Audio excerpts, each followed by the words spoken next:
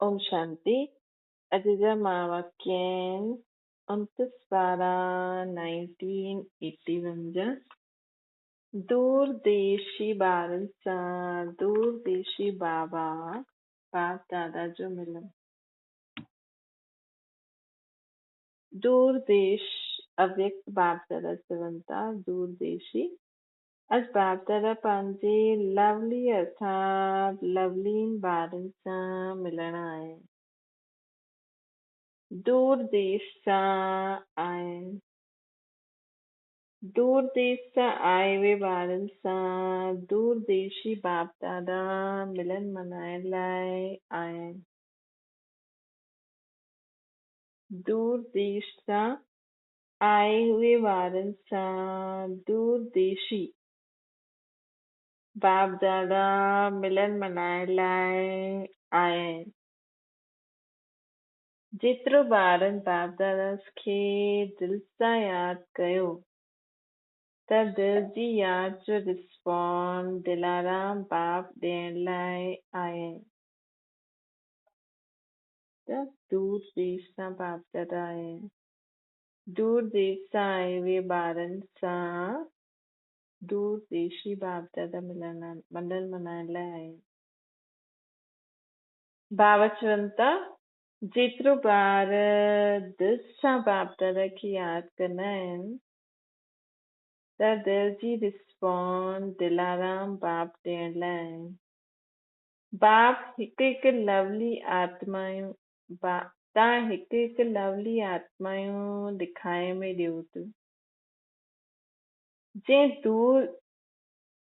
दूर हूंदे हुए बि पंहिंजो यादि प्यार भेजियो आहे उहे सभु लवली आत्मायूं साकार रूप में हिन संगठन जे विच में बाप दादा जे साम्हूं इमर्ज आहिनि। ॾिसो तव्हां काथे बि हुजो लेकिन अगरि तव्हां बाप दादा खे दिलि सां यादि कंदा आहियो त बाबा बि असांखे हुन संगठन में आकारी रूप में हुन संगठन में बाप दादा असांखे साम्हूं इमर्ज कंदा आहिनि आकारी रूप में। बाप दादा जे साम्हूं ॾाढी वॾी सभा लॻल आहे। तव्हां सभिनि जे अंदर जो सभिनि जो यादि प्यार समायल आहे उहो यादि जो रूप आकार रूप में सभिनि सां गॾु आहे। तव्हां सभिनि जे अंदर जो सभिनि जो यादि प्यार समायल आहे उहो यादि जो रूप आकार रूप में सभिनि सां गॾु आहे। बाप दादा सभी ॿारनि जे उमंग उत्साह ख़ुशी जा गीत ॿुधनि पिया। बाप दादा सभी ॿारनि जे उमंग उत्साह ऐं ख़ुशी जा गीत ॿुधनि पिया। एतिरे प्यार जी ख़ुशी जा गीत बाप दादा सिर्फ़ु ॾिसनि न पिया लेकिन ॾिसण सां गॾु गॾु गीत माला ॿुधनि बि पिया। गीत ॿुधनि पिया बाबा।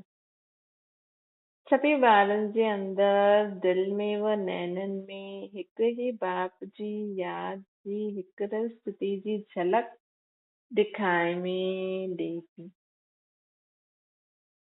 सभी ॿारनि जे अंदर दिलि में व नैननि में हिकु ई बाप जी यादि जी हिकु स्थिति जी झलक ॾेखारे में ॾिए थी। हिकु बाप ॿियो न कोई हिन स्थिति में स्थित ॿारनि खे ॾिसनि पिया बाप दादा। हिकु बाप ॿियो न कोई हिन स्थिति में स्थित ॿारनि खे ॾिसनि पिया। जो बाबा जी नज़र हिकु शिव बाबा जो हमेशह परम धाम में रहंदा आहिनि ऐं बाबा खे पतो आहे कि हिन सृष्टि ते मां घणा ॾींहं रहींदमि त बाबा जे लाइ त हिकु हिकु सेकेंड छो जो ॾिसो दुनिया में केॾी सारी आत्मायूं आहिनि। केॾो सारो कमु बाबा खे करिणो हूंदो आहे हिन थोरे से समय में। हिन थोरे से समय में आत्माउनि खे वरितो बि ॾियणो हूंदो आहे त बाबा जे लाइ त एक्चुअली थोरो सो टाइम पीरियड हूंदो आहे न, हिकु हिकु सेकेंड केॾो कीमती आहे, है न? हर सेकेंड में विश्व में पूरी आत्माऊं जेतिरा बि हूंदा उहे बाबा खे यादि कंदियूं आहिनि कंहिं न कंहिं नाम रूप सां। ऐं सोचियो हिन समय बाबा हिन सृष्टि ते आहिनि, सम्झो तव्हांजो पड़ोसी ॾाढो बाबा खे ॾाढो प्यार सां यादि थो करे, है न? ऐं त उहो बाबा खे कंहिं बि रूप में यादि कंदो, लेकिन तव्हां बाबा खे यादि था करो निराकार रूप में, उहो बाबा खे यादि थो करे हनुमान जे रूप में, ऐं ॾाढो प्यार सां यादि थो करे, है न? त बाबा तव्हांखे टच कंदा या कीअं न कीअं रीति उहा आत्मा तव्हांजे साम्हूं अची वेंदी। अगरि तव्हां बाबा जी यादि में हूंदव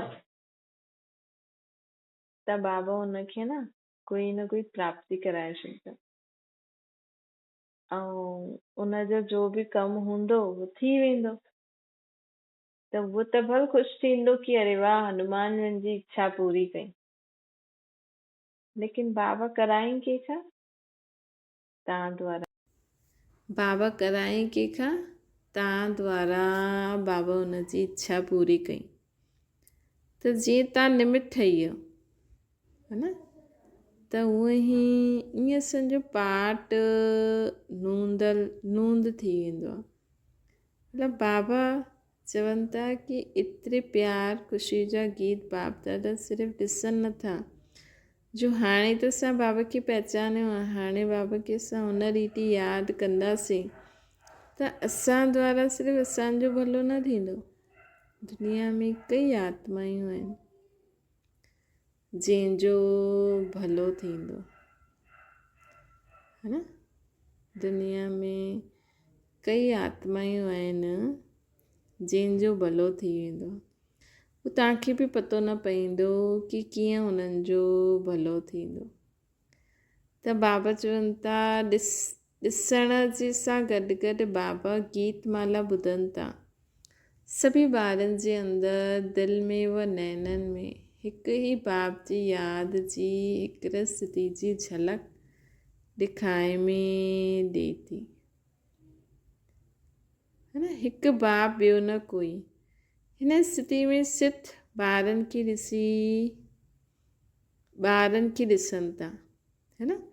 त ॾिसो जो भक्ति मार्ग में गायन आहे न, ओ बाबा चईंदा आहिनि कि हाणे तव्हां पंहिंजा भगत बि था ठाहियो, हाणे अगरि तव्हां द्वारा उहो प्राप्ति कंदा बाबा जी त भक्ति मार्ग में पोइ उहा हनुमान जी पूजा कंदा ऐं हुन रीति उन्हनि खे प्राप्ति थींदी रहे। त बदल त बाबा चईंदा आहिनि सदा हिकु बाप ॿियो न कोई, ये स्थिति रहे त दुनिया में कंहिं न कंहिं आत्मा खे, जो बि आत्मायूं बाबा खे कंहिं न कंहिं रूप में यादि थी करनि, उन्हनि खे बाबा असां द्वारा प्राप्ति कराईंदा रहंदा आहिनि, या मन सां सेवा करो या वाचा करो या कर्मणा करो, या तव्हां हेॾे होॾे बि वेंदा रहंदा आहियो त बि सोचो तव्हां काॾे बि वञो, न त बि सोचो तव्हां बाबा जी यादि में रहंदव त हुतां जो वायुमंडल वाइब्रेशन बि चेंज थी वेंदो। ये बि जीअं तव्हां प्रकृति खे शुद्ध कंदा आहियो त बि जीअं जमा थी वेंदो आहे, पोइ उहो ई शुद्ध वातावरण असांखे ॿिए कल्प में मददगार थी वेंदो। जीअं हाणे न असां पंहिंजे लाइ सृष्टि जी साफ़ सफ़ाई था करूं, हाणे सम्झो कि तव्हांजो घरु आहे, अगरि तव्हां पंहिंजे घर जी साफ़ सफ़ाई कई, साफ़ सफ़ाई करे पोइ छा बसि पैक करे रखी छॾंदव? न, वापसि कमु कंदव न, वापसि ख़राबु थींदो, वापसि साफ़ सफ़ाई कंदव। इहे दुनिया में बि ईअं ई आहे, है न। ये दुनिया में बि सभु हलंदो ई रहंदो आहे। हाणे बाबा जी यादि में असां ख़ुदि जी सफ़ाई था करूं, दुनिया जी साफ़ सफ़ाई था करूं, पोइ वरी इन जी साफ़ सफ़ाई, वरी इन में पाठ वॼाईंदासीं, वरी साफ़ सफ़ाई करणी पवंदी। त बाबा चवनि था कि हिन रीति हिकु बाप ॿियो न कोई, तॾहिं त करे सघंदासीं न। त हिन स्थिति जे स्थित ॿारनि खे ॾिसनि था। अॼु मेले में आया आहिनि, वाणी ॿुधाइण न आया आहिनि, सिर्फ़ु तक़दीरवान ॿारनि जी तस्वीर ॾिसण लाइ आया आहिनि बाबा। तक़दीरवान ॿारनि जी तस्वीर ॾिसण लाइ आया आहिनि। खिले हुए रूहे गुलाब ॿारनि जी ख़ुशबू वठण लाइ आया आहिनि। सभी ॿारनि हिम्मत जे आधार ते स्नेह के प्रत्यक्ष फल सम्मुख मिलण जो सुठो ॾेखारियो आहे। भिन्न भिन्न प्रकार जे बंधननि खे पार कंदे हुए पंहिंजे स्वीट होम पहुची विया आहिनि, है न। भिन्न भिन्न प्रकार जे बंधननि खे पार करे पंहिंजे स्वीट होम पहुची विया आहिनि। अहिड़ा बंधन मुक्त ॿारनि खे बाप दादा पदम गुणा मुबारक ॾियनि था। असांजो स्वीट होम हिन साकार दुनिया में आहे मधुबन, ऐं निराकारी दुनिया त आहे असांजो स्वीट होम। त बाबा चवनि था जेका ॿार आया हूंदा सभु बंधननि खे मुक्त करे मधुबन में आया हूंदा, त बाबा अहिड़े ॿारनि खे ॾिसी करे पदम गुणा मुबारक था ॾियनि। अरे सोचो, दुनिया वारे इंसाननि खे ॾिसो ऐं बाबा जे ॿारनि खे ॾिसो। बाबा बि पंहिंजे भक्तनि खे ॾिसंदा हूंदा ऐं तव्हांखे ॾिसंदा हूंदा, त तव्हां त हमेशह खिला हुआ गुलाब। ऐं बाबा जा भक्त, कोई रोए थो, कोई छा थो करे न, उन्हनि खे बाबा तव्हां द्वारा अगरि कुझु शिक्षा बि ॾे, कुझु डायरेक्शन बि ॾे, भले असां उन्हनि खे बाबा बाबा न, लेकिन तव्हां द्वारा अगरि उन्हनि खे कुझु प्राप्ति बि कराए, त बि उन्हनि खे तव्हां द्वारा कुझु खपे ई न। उन्हनि खे त पंहिंजी मूर्तियुनि द्वारा ई खपे, है न। त चलो, तव्हां द्वारा अगरि बाबा उन्हनि खे कंहिं न कंहिं रीति प्राप्ति बि कराए छॾींदा आहिनि, है न, त बि थोरे समय ख़ुशि रहंदा आहिनि, वसि रहंदा आहिनि, पोइ वरी कोई न कोई विक्रम करे छॾींदा आहिनि, वरी दुखी परेशान थी वेंदा आहिनि। ऐं असांखे त बाबा छा कंदा आहिनि, बाबा असांखे सेखारींदा आहिनि कर्म कीअं करो, त कर्म ई सुधरी वेंदा, त पोइ अॻियां विक्रम थींदा न, जो असां बार बार दुखी थियूं।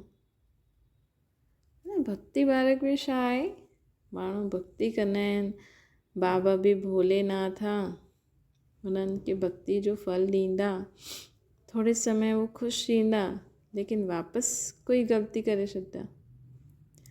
और ज्ञान मार्ग में छा आहे, बाबा भोलेनाथ ईअं न आहे, बाबा पोइ टीचर बि आहे।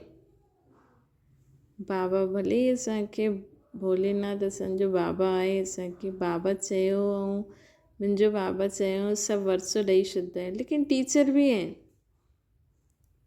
कि अॻियां खां ईअं न कजो, न त वापसि विक्रम थी वेंदा। ऐं भक्ति मार्ग में ईअं न आहे, भक्ति में त बसि उन्हनि खे उहो भोलानाथ ई खपे। त बाबा असांखे चवनि था कि बाबा अहिड़े ॿारनि खे, रूए गुलाब, खिले हुए गुलाब ॿारनि खे ॾिसी ख़ुशि बि थींदा आहिनि कि मुंहिंजा ॿार भिन्न भिन्न बंधननि खे पार करे मूं वटि पहुची विया आहिनि। बाबा जे घर नंढे नंढे ॿारनि जी बि कमाल आहे। इहे नंढा ॿार संगम युग जा श्रृंगार आहिनि। ऐं भविष्य में छा कंदा, हाणे जा श्रृंगार आहियो, भविष्य जे अधिकारी आहियो।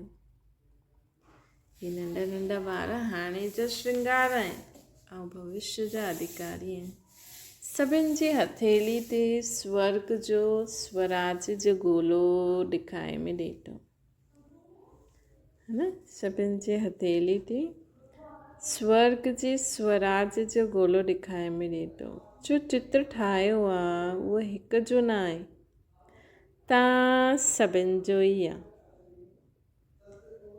पंहिंजो चित्र ॾिठो आहे, सम्झदा आहे असां सभिनि जो इहो चित्र आहे, या सिर्फ़ु हिकु ब्रह्मा बाबा मतिलबु श्री कृष्ण जो ई आहे। बाबा त हमेशह चईंदा आहिनि न, तत्वम, है न, त कंहिंजो आहे, तव्हां सभिनि जो आहे की न। त सदा यादि रहंदो आहे कि अॼु ब्राह्मण ऐं कल्ह फ़रिश्ते सां देव पदधारी ठहियो की ठहियो। अॼु असां ब्राह्मण आहियूं, कल्ह असां ब्राह्मण, पोइ कल्ह फ़रिश्तो। फ़रिश्तो मतिलबु फ़रिश्ते खां पोइ देव पदधारी त ठहिणो ई आहे न, है न।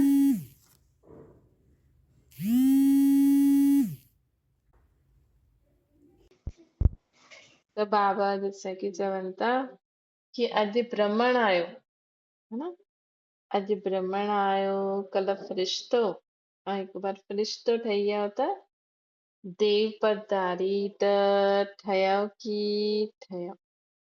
नॉलेज जे दर्पण सां पंहिंजो इहो चित्र फ़रिश्तो सो देवता सदा ॾेखारे में ॾींदो आहे। बाबा चवनि था नॉलेज जे दर्पण सां ॾिसो, नॉलेज जे दर्पण में पंहिंजो चित्र ॾिसो। फ़रिश्तो सो देवता, जीअं हाणे सभिनि जी दिलि जो आवाज़ सदा निकिरंदो आहे न, कहिड़ो निकिरंदो आहे? असांजे दिलि जो आवाज़ छा निकिरंदो आहे? मुंहिंजा बाबा। ईअं सदा नॉलेज जे दर्पण सां पंहिंजो चित्र ॾिसंदे हुए इहा आवाज़ निकिरंदो आहे न, कि मुंहिंजो बाबा चवनि था जीअं दिलि सां आवाज़ निकिरंदो आहे न, मुंहिंजो बाबा, ईअं नॉलेज जे दर्पण सां पंहिंजो चित्र ॾिसंदे हुए इहा आवाज़ निकिरंदो आहे कि मुंहिंजो चित्र आहे। लक्ष्मी नारायण जो चित्र ॾिसंदे ईअं लॻंदो आहे तव्हांखे, राधे कृष्ण जो चित्र ॾिसंदे हुए, गणेश, हनुमान, देवियुनि जो चित्र ॾिसंदे हुए कॾहिं लॻियो आहे तव्हांखे कि मुंहिंजो चित्र आहे? अरे मुंहिंजी हिन मंदिर में मुंहिंजे हिन रूप जी पूजा था करनि, अरे, है न। या कॾहिं तव्हां कंहिंखां पुछंदा आहियो कि तव्हां भॻवान खे कहिड़े रूप में यादि कंदा आहियो, अगरि उहो चए हनुमान जी, त उहो त बाबा त चईंदा आहिनि चाहे हनुमान खे यादि करे, गणेश खे, लेकिन भलो त हुननि जो मां ई कंदो आहे, लेकिन कंहिं द्वारा कंदा? तव्हां द्वारा कंदा न, है न। अॼु ॾिसो अगरि तव्हांजे साम्हूं कोई माण्हू अचे तव्हांखे चए कि मां त हनुमान खे मञंदो आहियां, बसि मुंहिंजी हनुमान इहो इच्छा पूरी करे छॾे, ऐं असां बाबा जी यादि में अगरि हुन आत्मा सां मिलूं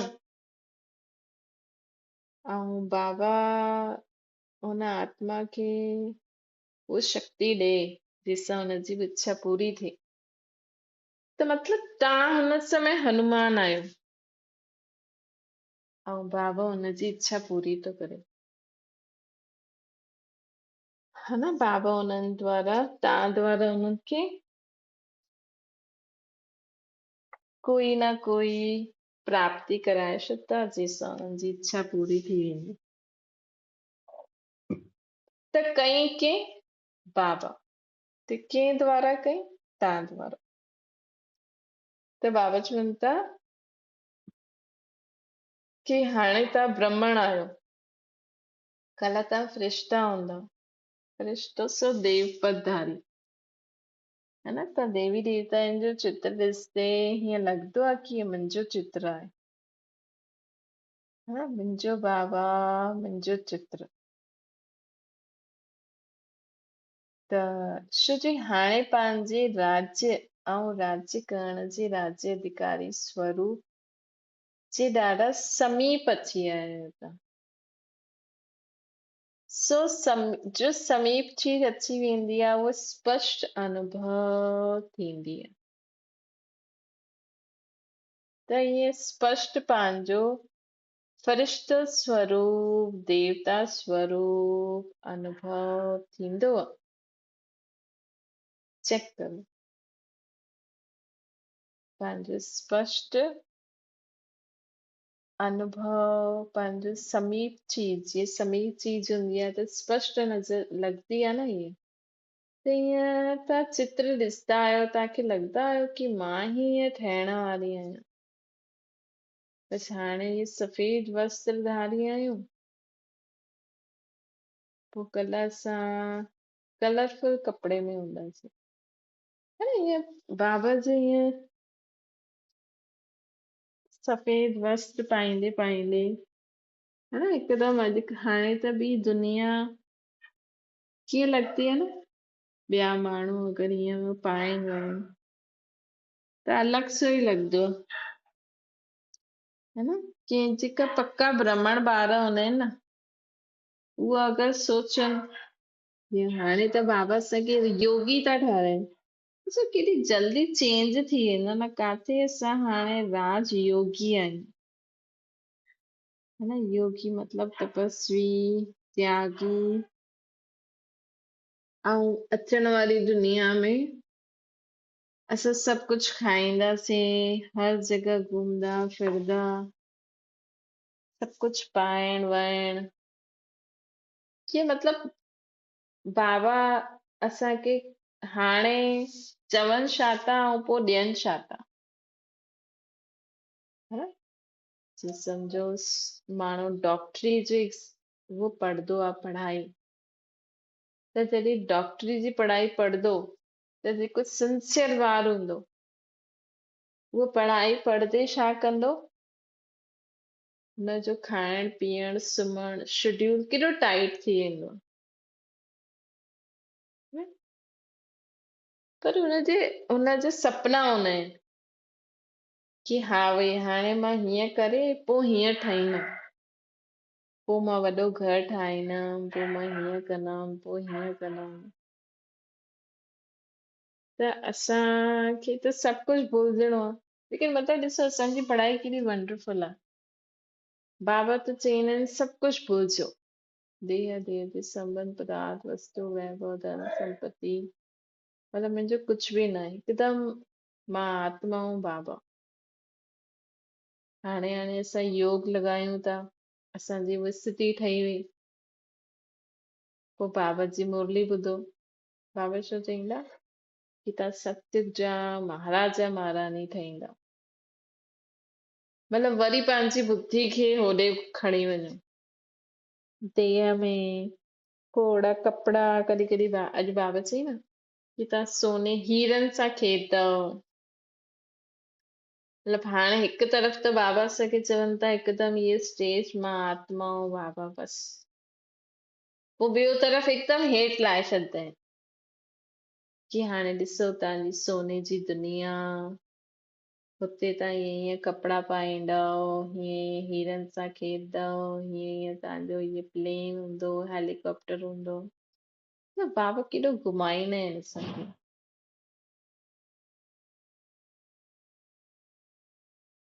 है न, अगरि कोई ज्यादा ई चढ़ी वञे त बाबा खे चए अरे बाबा ये छा सोने वोने जी दुनिया, सोने जी दुनिया खां त डायमंड जी दुनिया परम धाम सुठी आहे। वापसि छा इहे माउ पीउ भाउ भेण पति पत्नी चीजनि में फसायो था तव्हांखे।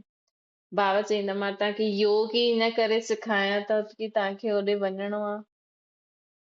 है न, त इन करे बाबा चईंदा आहिनि न, अॼु बाबा चई न योग योगेश्वर सुपुर राज राजेश्वर राज राजेश्वरी बि ठहींदी। त ॾिसो बाबा जी मुरली ॿुधंदव पढ़ंदव त पूरो चक्कर, तॾहिं त बाबा जे घर में ॾिसो हाणे हाणे बाबा चवनि था कि बसि मां आत्मा हूं बाबा, ऐं आए दिन ब्रह्मा भोजन, आए दिन प्रोग्राम, आए दिन ये वो, है न, त बाबा असांखे ऑल राउंडर ठाहींदा आहिनि। त ये बाबा जी पढ़ाई केॾी विचित्र आहे। त बाबा ॾिसण चवनि था की हाणे त राज्य अधिकारी स्वरूप जे ॾाढा समीप अची विया हुआ। लॻदो आहे तव्हांखे ये असां पंहिंजे राज्य अधिकारी स्वरूप जे समीप अची विया आहियूं। जो समीप चीज अची वेंदी आहे उहो स्पष्ट अनुभव थींदी आहे न। तव्हांखे कॾहिं स्पष्ट अनुभव थी वियो आहे की बसि हाणे मां इहा आहियां ऐं हाणे मां इहा ठहिण वारी आहियां, कि उहो निराकार रूपी एॾो सुठो लॻदो आहे। त ईअं स्पष्ट पंहिंजो फ़रिश्तो स्वरूप, देवता स्वरूप अनुभव थींदो आहे? न थींदो आहे त थियणो खपे, है न? न थींदो आहे त थियणो खपे। त ईअं अभ्यास कजो ऐं चेक कजो केतिरो मुंहिंजो स्वरूप स्पष्ट थियो आहे। बाबा चवनि था अॼु त विशेष ॿारनि सॾु कयो ऐं बाप दादा ॿारनि जे आज्ञाकारी थियण जे कारण मिलन मल्हाइण आयो।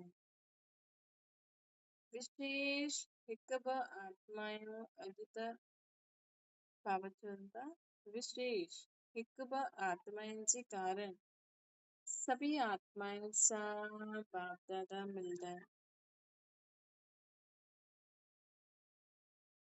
इहा लगन जो रिस्पॉन्ड है। साकार में जॾहिं बाबा आया पहिरीं त उहो बाबा जो समय हुयो अचण जो, लेकिन हुन खां पोइ त बाबा त ज्ञान त ॾेई छॾियईं। हुन खां पोइ त ॿार पढ़ंदा रहनि कंदा रहनि, लेकिन हुन खां पोइ बि दादियूं हुयूं त बाप दादा खे सॾु कंदियूं हुयूं की न बाबा तव्हांखे अचिणो ई आहे। त बाबा हिकु रथ मुक़ररु कई, है न? ऐं हाणे बि ॾिसो अगरि आत्मायूं अगरि ब्रह्मण परिवार सां आहिनि, है न? त अगरि हाणे बि उहा वैसी वारी आत्मायूं हुजनि क्वालिटी वारी, हाणे त ॾिसो सभिनि खे उहो जो बाबा चईंदा आहिनि न हिकु ॿ जे कारण सभिनि जो मिलणु थी वेंदो आहे। त इहे लगन जो रिस्पॉन्ड आहे। त हाणे बि अगरि आत्मायूं चाहिनि त बाबा खे सॾु करे सघंदियूं आहिनि, बाबा खे चई सघंदियूं आहिनि। वैसे त बाबा चईंदा आहिनि जेको ड्रामा में हूंदो उहो ॾिसंदासीं, त बि ईअं त जेको ड्रामा में हूंदो उहो असां पद पाईंदासीं, लेकिन त बि माण्हू पुरुषारत त करनि था न। त बि अगरि ब्रह्मण आत्माएं चाहिनि की न बाबा तव्हांखे अचिणो ई पवंदो चाहे दृष्टि ॾियण अचे, त बि बाबा हिकु बार सोचना, है न? ड्रामा में हूंदो उहो अलॻि ॻाल्हि आहे, परंतु बाबा जीअं चवनि था न कि अॼु बाप दादा खे विशेष ॿारनि सॾु करायो, बाप दादा ॿारनि जे आज्ञाकारी थियण जे कारण मिलन मल्हाइण पहुची विया। विशेष हिकु ॿ आत्माउनि जे कारण सभी ॿारनि सां मिलन मल्हाइण पहुची विया। ये लगन जो रिस्पॉन्ड आहे। अच्छा डबल फॉर्मल सी पसंदगी सदा अलॻि अलॻि मिलण जी हूंदी। जीअं बाप ॿारनि जो दिलि ॾिसंदा आहिनि, वैसे ही बाप बि ॿारनि जे दिलि जो रिस्पॉन्ड कंदा। जीअं बाप ॿारनि खे दिलि सां ॾिसंदा आहिनि, वैसे ही बाप बि ॿारनि खे दिलि जी रिस्पॉन्ड कंदा, त मिलंदा रहंदा आहिनि। हाणे त अल्लाह जे बगीचे में पहुची वियो न, मिलन मल्हाईंदा रहंदा। अच्छा अहिड़े स्नेह जे बंधन में बंधण वारा ऐं ख़ुदि बि बंधण वारा ऐं बाबा खे बि बंधण, अहिड़े स्नेह जे बंधन में ख़ुदि बि बंधण वारा बाबा खे बि बंधण वारा सदा लवली ॿारनि खे, सदा बाप जे गुणनि जे गीत ॻाइण वारे खुश नसीब ॿारनि खे सदा ख़ुशी जे झूले में झूलण वारा। खुश नसीब ॿारनि खे सदा ख़ुशी में खुश रहण जी मुबारक सां गॾु बाप दादा जो यादि प्यार ऐं नमस्ते। नंढे नंढे ॿारनि सां बाप दादा ॻाल्हाइनि था। बाप दादा नंढे नंढे ॿारनि खे ॾिसी ॾाढो ख़ुशि थींदा आहिनि। हर हिकु ॿार जे मस्तक ते छा लिखाइण में ॾींदो आहे? छा आहे तव्हांजे मस्तक ते? छा आहे तव्हांजे मस्तक ते? आत्मा मणि जे समान चमके थी। बाप दादा सभी ॿारनि जे मस्तक में चमकदी हुई मणि ॾिसनि था। तव्हां सभिनि जे मन में छा संकल्प आहे? तव्हांजी चमकदी हुई मणि बाबा जी चमकदी हुई आत्मा ऐं असांजी चमकदी हुई आत्मा में अञा ताईं असां एॾो बाबा खे अगरि यादि कयो आहे त असांजी आत्मा में केतिरी चमक आई हूंदी। बाबा खे अहिड़ी चमक अची सघंदी आहे। बाबा चवंदा आहिनि कि मां सभु कुझु ज्ञान गुण शक्ति तव्हांखे ॾेई छॾी त अगरि असां हुननि खे अनुभव स्वरूप थी करे धारण कयूं आहिनि त असांजी आत्मा बि बाबा जीअं चमकदी हुई हुजे। त बाबा चवनि था आत्मा मणि जे समान चमके थी। बाप त बाप ई रहंदा, सागर त सागर ई आहे, पर त बि नदियूं बि घटि थोरी हूंदियूं। त बाप दादा सभी ॿारनि जे मस्तक में चमकदी हुई मणि ॾिसनि था। तव्हां सभिनि जे मन में छा संकल्प आहे? नंढा नंढा ॿार अर्थात बाप दादा जे गले जी माला जी मणका। नंढा नंढा ॿार केर आहे? बाबा जे गले जा मणका। तव्हां ॿार के नंबर ते आहियो? तव्हां ॿार के नंबर ते आहियो? इहा ॼाणंदा आहियो? के नंबर ते आहियूं असां बाबा जी माला में?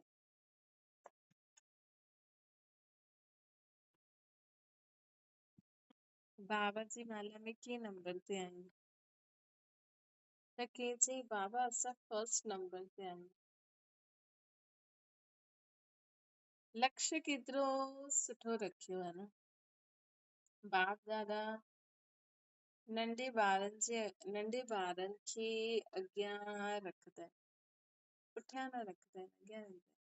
श्री तव्हां सभी नंढा ॿार जनम सां पवित्र आहियो, पवित्र आत्माउनि जे संग में आहियो न।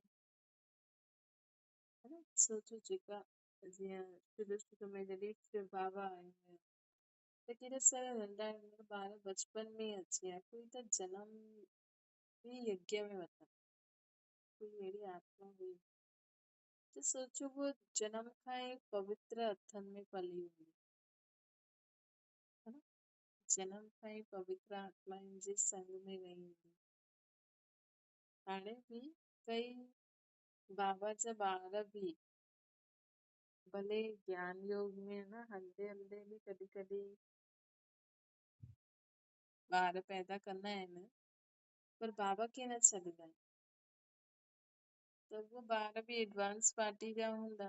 त बाबा चवनि था हिन करे पवित्र आत्माउनि खे सदा नैननि ते रखंदा आहिनि। त छा आहियो सभी? छा थी वियो तव्हां सभी? अखियुनि जा तारा। बाबा जे अखियुनि जो तारो हुयसि। तारे द्वारा दिखाई में ॾींदा आहिनि त बाबा असां द्वारा पूरी दुनिया खे ॾिसंदा आहिनि। नूरे रतन आहियो न, इहे सम्झंदा आहियो तव्हां? ॿारनि जी यादि प्यार अचण खां पहिरियों ई पहुची वई। सभिनि ॾाढो ॾाढो सुठा सुठा चित्र बि बाबा खे मोकिलिया।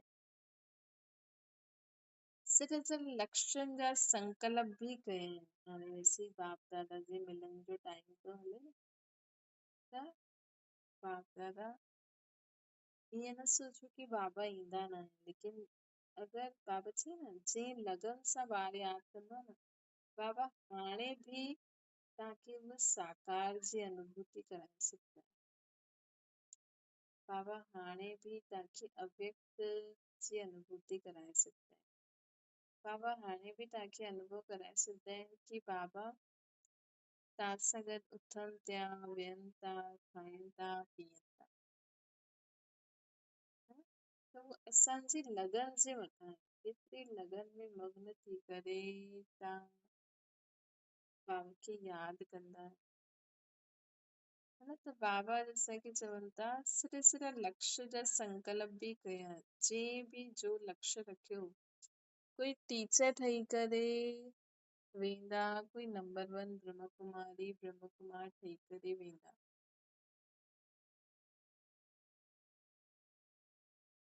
त नंबर 1 टीचर व ब्रह्म कुमार कुमारियुनि जी विशेषता छा खणी ॾाढी सहज आहे। नंबर 1 टीचर में छा विशेषता हूंदी, नंबर 1 ब्रह्म कुमार कुमारी में छा विशेषता हूंदी। सिर्फ़ हिकु नंढी सी ॻाल्हि यादि रखणी आहे। हिकु ॻाल्हि, हिकु बाप जी यादि में रहणो। हिकु बाप जो संदेश हर हिक खे ॾियणो। कोई बि परिस्थिति अचे, ॻाल्हि अचे, हिकु रस रहणो। बसि इहे ई नंबर 1 ब्रह्म कुमार कुमारियूं आहिनि। नंबर 1 ठहिण लाइ बाबा छा था चवनि कि सदा हिकु रस स्थिति में स्थित रहो। हिकु बाप जी यादि में रहो।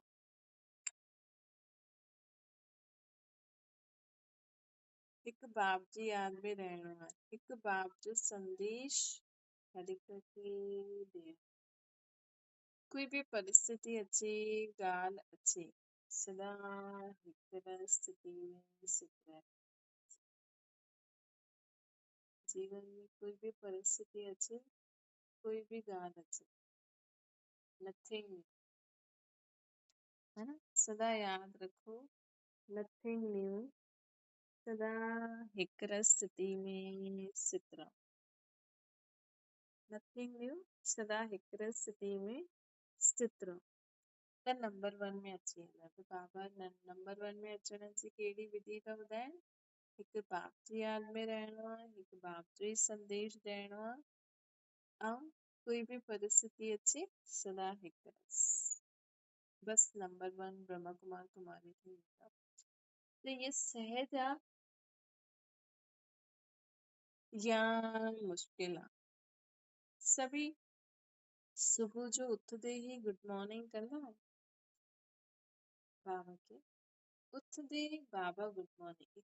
हिकु बाबा हिकु मुरली में चयो ई न कि सुबुह जो उथंदे ही बाप खे गुड मॉर्निंग कंदा त बि ॾाढा पाप वसनि थी। सुम्हण खां पहिरियों बि बाबा गुड मतिलबु ॾिसो दिन प्रतिदिन बाबा सहज ते सहज पुरुषारत बि कराइनि। वैसे त बाबा चवंदा आहिनि मूंखे यादि करो, पर हाणे जीवन में बाबा चवनि था जीअं ॿारनि खे टाइम न हूंदो आहे, ईअं न हूंदो आहे, त हुननि जे लाइ बाबा इहे बि चई था चल ठीकु आहे सुबुह उथंदे ई मूंखे यादि करो बाबा गुड मॉर्निंग। राति सुम्हण खां पहिरियों बाबा गुड नाइट। त सभी सुबुह जो उथंदे ही गुड मॉर्निंग कंदा आहियो, यादि में वेंदा आहियो। हाणे खां रोज़ अमृत वेलो उथंदे ही पहिरियों यादि में वेहणो। अच्छा, तव्हां सभु नंढा नंढा ॿारनि खे सभिनि खां सुठी कहिड़ी चीज लॻंदी आहे? बाबा पुछनि सभिनि खे कहिड़ी चीज सुठी लॻंदी आहे, त कंहिं चई टोली। त पोइ बाप दादा सभिनि खे टोली खिलाई। त हुन समय बाबा सभिनि खे खिलाई। अॼु बाबा डॉक्टर सां गॾु मुलाक़ात था कनि।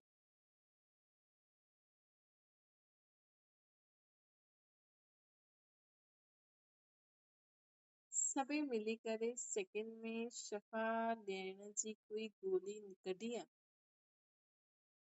सभिनि खे मुक्ति जीवन मुक्ति मिली हिकु सेकेंड जी शफ़ा ॾियण लाइ कोई गोली निकिती आहे मतलब कोई अहिड़ो तरीक़ो कोई अहिड़ो पॉइंट अॼुकल्ह जे समय और सर्कमस्टेंसिस प्रमाण हाणे सेकेंड में शफ़ा पाइण जे इच्छुक अनेक आत्मा आहिनि हाणे अगरि त कंहिंखे चवनि 7 ॾींहंनि जो कोर्स करो असां वटि अची करे रोज़ क्लास करो हाणे उहो समय न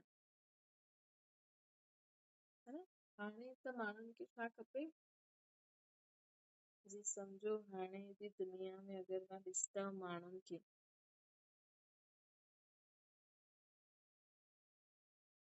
त माण्हुनि खे छा खपे कुझु बि हुजे अगरि कहिड़ो बि मूड हुजे माण्हू बसि गीत हलाए नचनि न नचणु सभिनि खे सुठो लॻंदो अलाए कहिड़ा कहिड़ा गाना हलाए करे माण्हू नचे थो फैशन माण्हू वटि पैसा न आहिनि लेकिन अलाए किथे किथे अहिड़ा अहिड़ा कपिड़ा ख़रीदे वठिता आहिनि अहिड़ा अहिड़ा ज्वेलरीज़ बसि तयार थी करे पार्टी में वञूं ते नचूं खाऊं पीऊं माण्हू वटि पैसा न आहिनि लेकिन केॾियूं माण्हू शादी थो कराए शादियुनि में बि पहिरियों खां जास्ती अलाए छा छा प्रोग्राम था करनि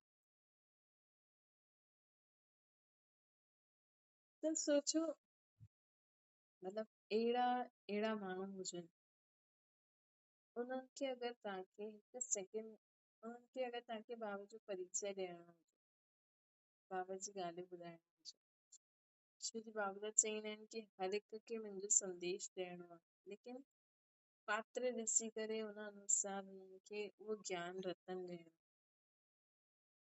त अहिड़ी आत्माउनि खे तव्हां कीअं बाबा जो परिचय ॾींदा अहिड़ी आत्माउनि खे तव्हां कीअं बाबा जो परिचय ॾींदा त इहे सोचो समय अनुसार अहिड़े माण्हुनि खे असां चऊं भई 7 ॾींहंनि जो कोर्स करणो अचो हुननि वटि टाइम ई न आहे टाइम ई न आहे हू त चईंदा बसि कोई मंत्र ॿुधाए छॾियो बसि असांखे न कोई तरीक़ो ॿुधाए छॾियो असां रोज़ भॻवान खे यादि करूं या तव्हांखे कुझु भॻवान जे नाम जो लिफ़ाफ़ो पकड़ाए छॾियो मतलब भॻवान खे बि माण्हू ख़रीदे रखे है न पुजारी खे चईंदा असां एतिरो पैसा ॾियूं था पूजा कराए छॾंदा ऐं पुजारी त पूरी लग्न सां कंदो छो जो पैसा न त भॻवान वटि चढ़ंदा ऐं न ई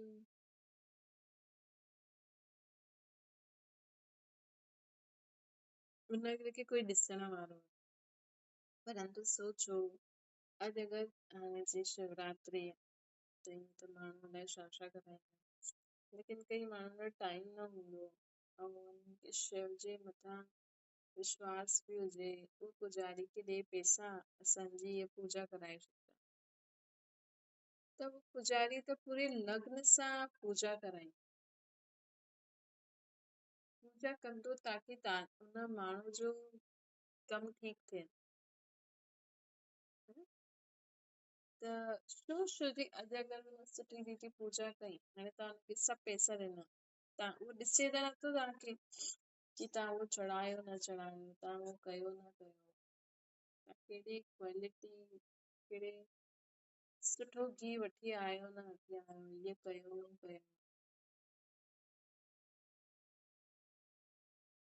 उन त तव्हांखे पैसा ॾेई छॾींदा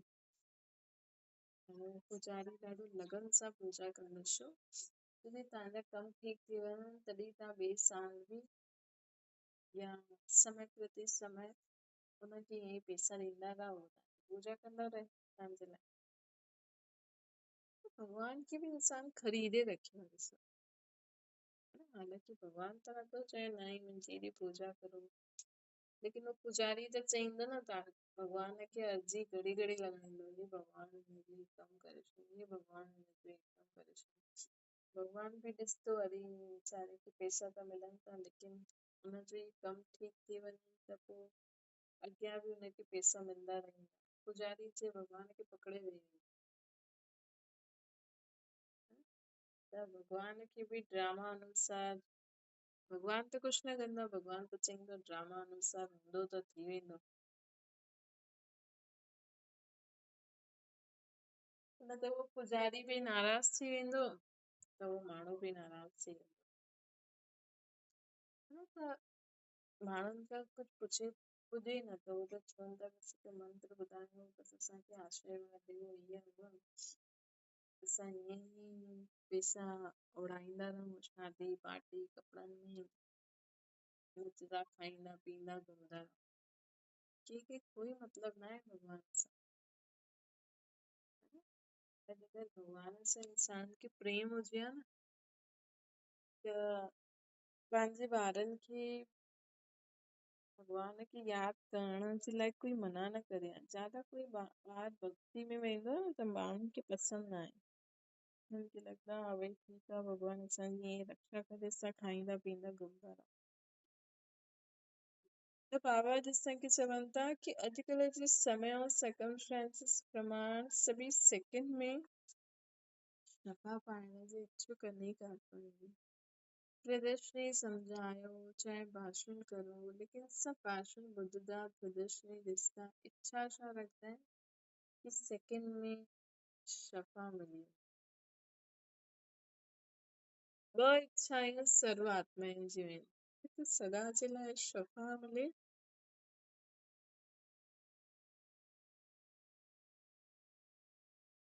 ॿियो कहिड़ी इच्छा आहे ॾाढी जल्दी शफ़ा थी वञे।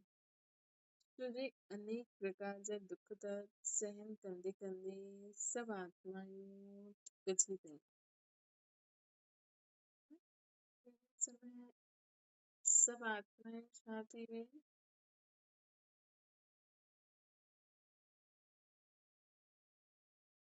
थकिजी पयूं आहिनि जीवन में। हिन करे माण्हू चईंदो आहे जल्दी असांजो कमु थी वञे जल्दी असांखे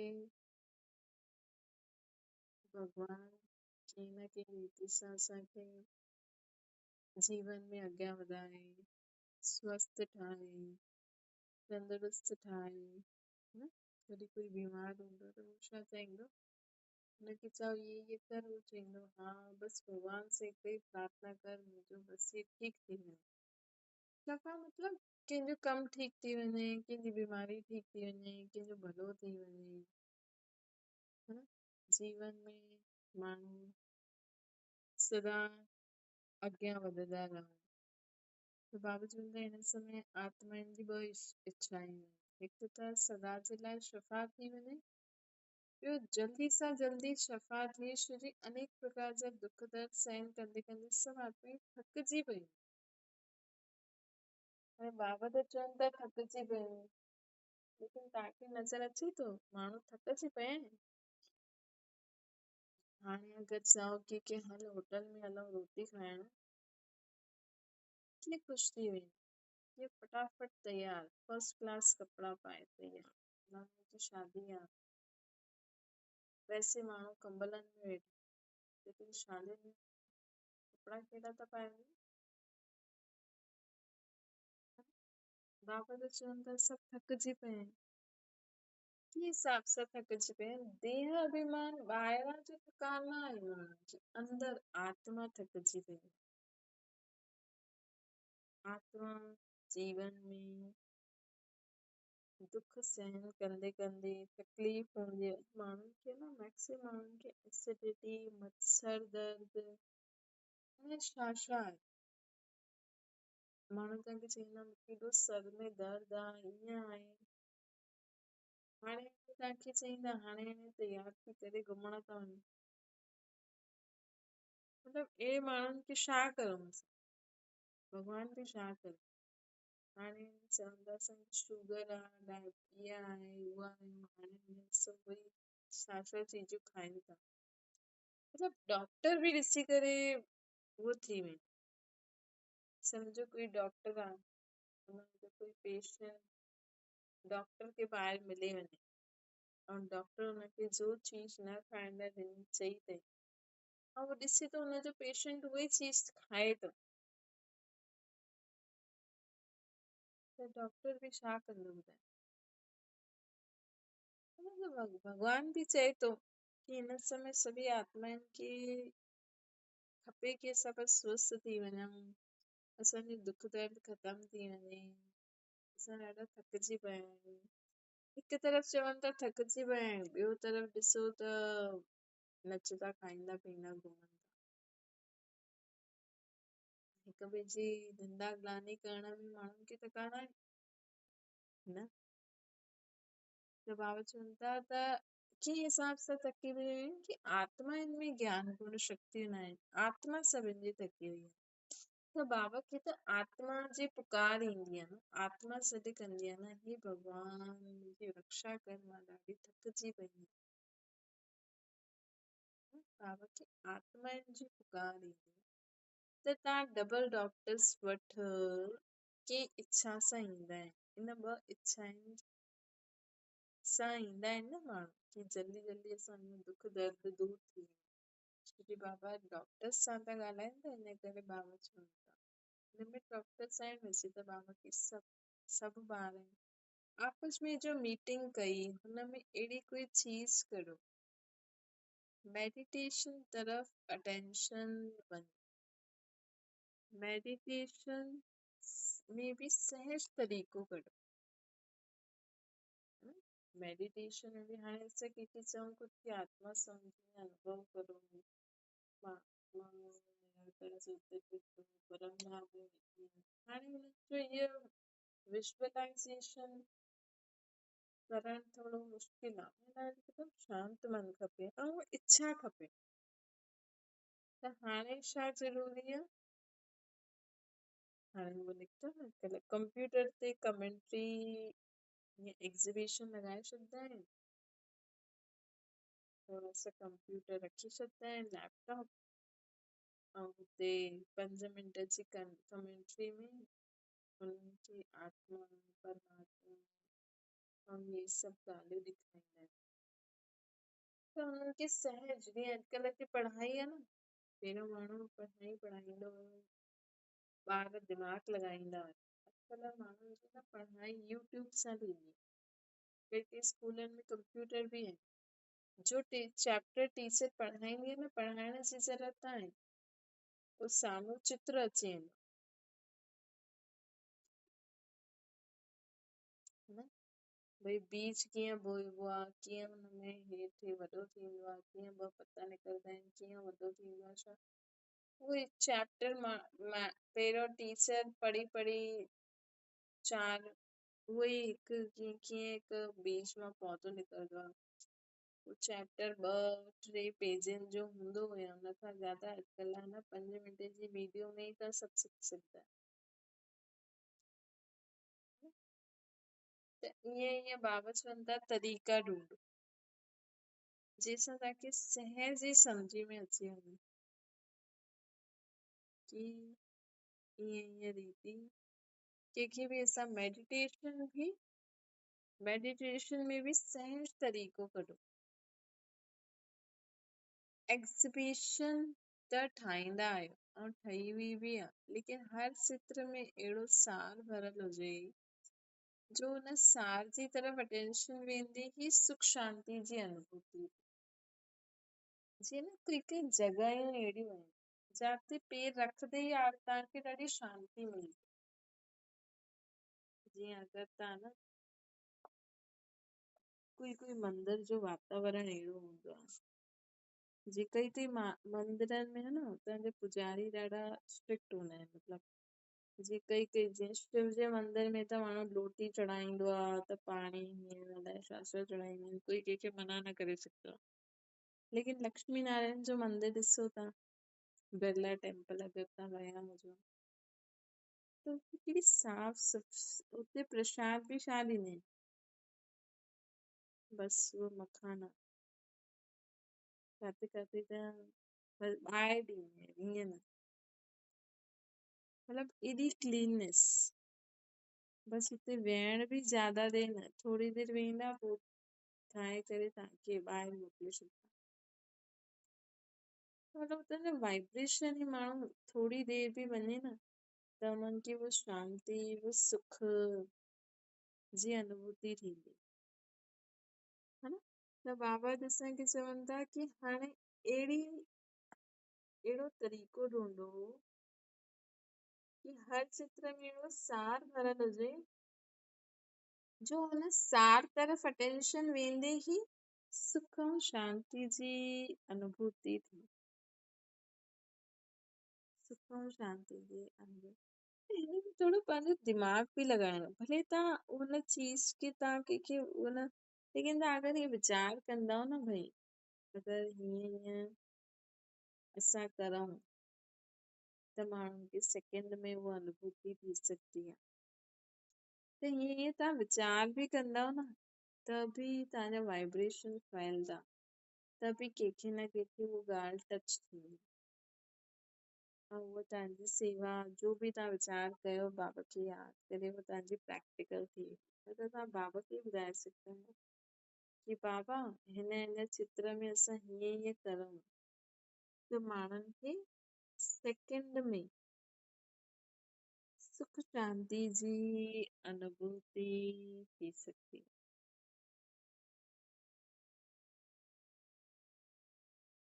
बाबा चवनि था कि हिन समय ॿ इच्छाऊं रखी सभु डॉक्टर्स वटि ईंदा आहिनि। हिकु त असांजी जल्दी बीमारी ठीक थी वञे सदा जे लाइ ऐं ॿियो जल्दी ठीक थी वञे, न।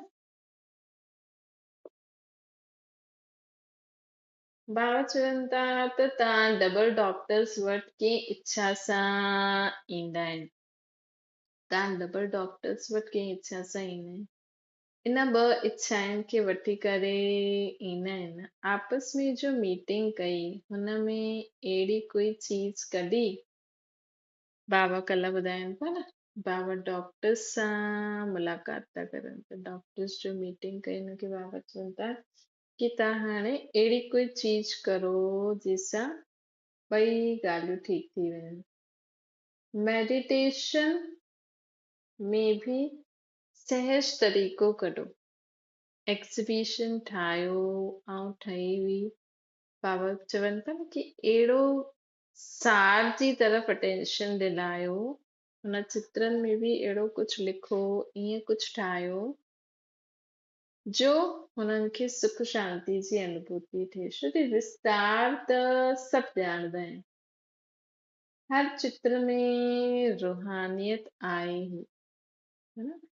विस्तार त सभु ॼाणंदा आहिनि लेकिन हर चित्र में रूहानियत आहे। जीअं कोई भी चीज में सेंट लगायो, खुशबू लगायो त कोई भी चीज में वो खुशबू आकर्षित जरूर कंदी है ना। कोई भी चीज में सेंट लगायो, खुशबू लगायो त कोई भी चीज में वो खुशबू आकर्षित जरूर कंदी आहे। अनुभव कंदा हा ये खुशबू हा हितां अचे थी, है न। हा ये खुशबू आहे हितां अचे थी। चित्र त भले ठाहियो, मतलब हुन चित्र में भी अहिड़ी कोई चीज लिखो जो माण्हुनि खे आकर्षित करे। चित्र त भले ठाहियो लेकिन चित्र सां गॾु जो प्रभाव पईंदो न वो चित्र में भी चेतनता भरियल हुजे। जीअं न जेका भक्ति मार्ग में जेका मंदिरनि में मूर्ति ठहींदी आहे, हाणे त वो पत्थर आहे लेकिन मूर्ति ठही वई, हुन खां पोइ जॾहिं वो स्थापना कंदा आहिनि न त माण्हुनि खे लॻंदो आहे कि साक्षात हुते वो देव ऐं देवी वेही करे असांखे ॾिसे थी, है न। त बाबा असांखे चवनि था त अनुभव करनि हा ये खुशबू अचे थी हितां। चित्र त भले ठाहियो लेकिन चित्र सां गॾु जो प्रभाव पईंदो न वो चित्र में भी चेतनता भरियल हुजे। की ॾिसो बाबा जो चित्र ई लॻाईंदा आहिनि न, बाप दादा जे रूम में अगरि तव्हां वेंदा आहियो त ईअं लॻंदो आहे जीअं बाबा साम्हूं वेठा आहिनि अव्यक्त वतन में, ऐं असां बाबा सां ॻाल्हियूं था करूं। जीअं ॾिसो तव्हां हिते मधुबन में जड़ में चैतनता जो अनुभव कंदा आहियो न, है न? मधुबन में जो बाबा जो चित्र आहे हुनमें चैतनता जो अनुभव कंदा आहियो न।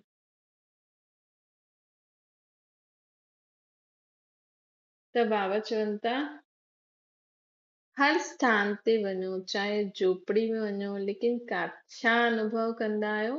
चैतनता जो अनुभव कंदा आहियो। हिन रीति सां वायुमंडल अहिड़ो ठाहियो, वाइब्रेशन अहिड़ो फैलायो जो चित्रनि में बि चैतनता जो अनुभव थिए, है न? चित्रनि में भी चैतनता जो अनुभव थिए। जो बाबा जा प्रदर्शनी में चित्र लॻंदा आहिनि, जो बि स्टॉल ठाहियो त जीअं साइंस वारा काथे हरियाली जी फीलिंग दिलाईंदा आहिनि, काथे सागर जी पाणी जी फीलिंग दिलाईंदा आहिनि, ईअं स्टाइल ठाहींदा आहिनि त अनुभव थींदो न। अॼु ॾिसो माण्हू कोई नंढे जीअं वैष्णो देवी में जो बर्फ वारी गुफा आहे, हाणे माण्हू शिव जे शिवरात्रि ते कोई काथे कैलाश जहिड़ो उहो ठाहे छॾंदो, ईअं ठाहे छॾंदो त माण्हुनि खे लॻंदो अरे वाह उहा ई फीलिंग थी अचे, है न?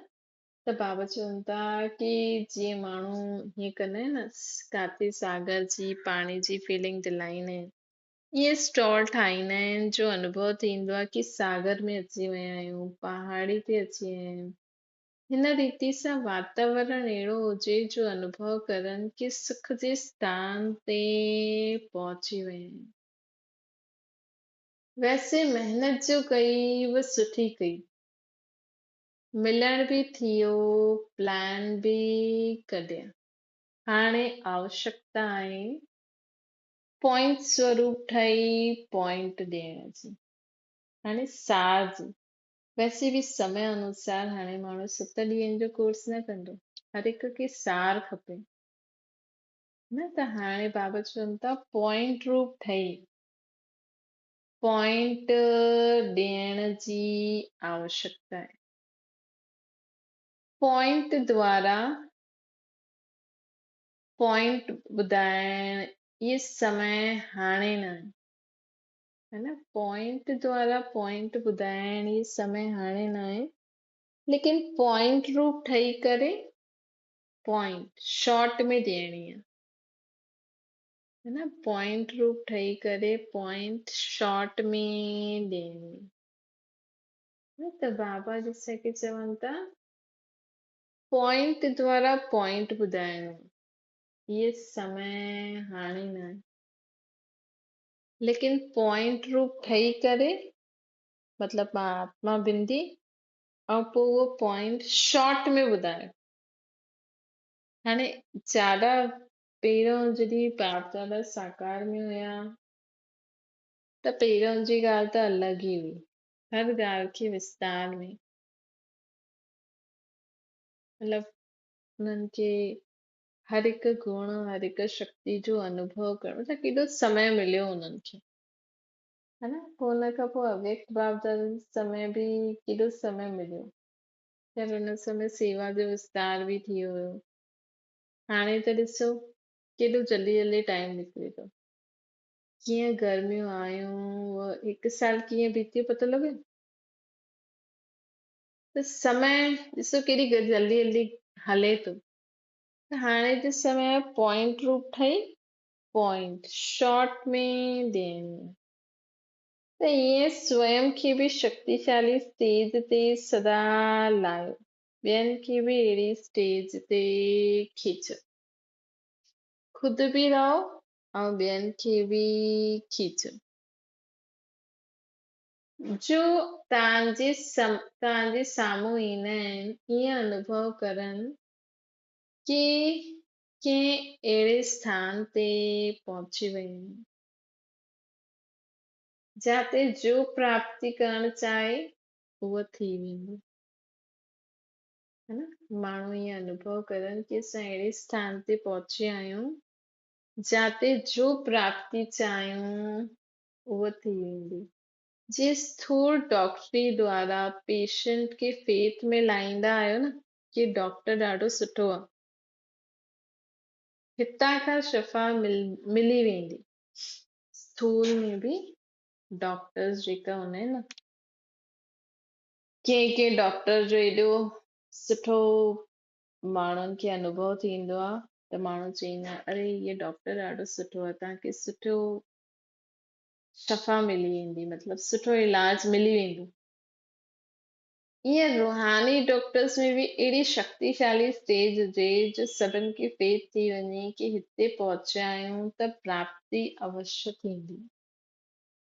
मतिलबु ईअं न कि असां बाबा जी स्टॉल लॻाई त बसि हिन में ई ख़ुशि थी वञूं। एतिरो योग युक्त हुजिणो खपे कि कोई बि हिन स्टॉल में अचे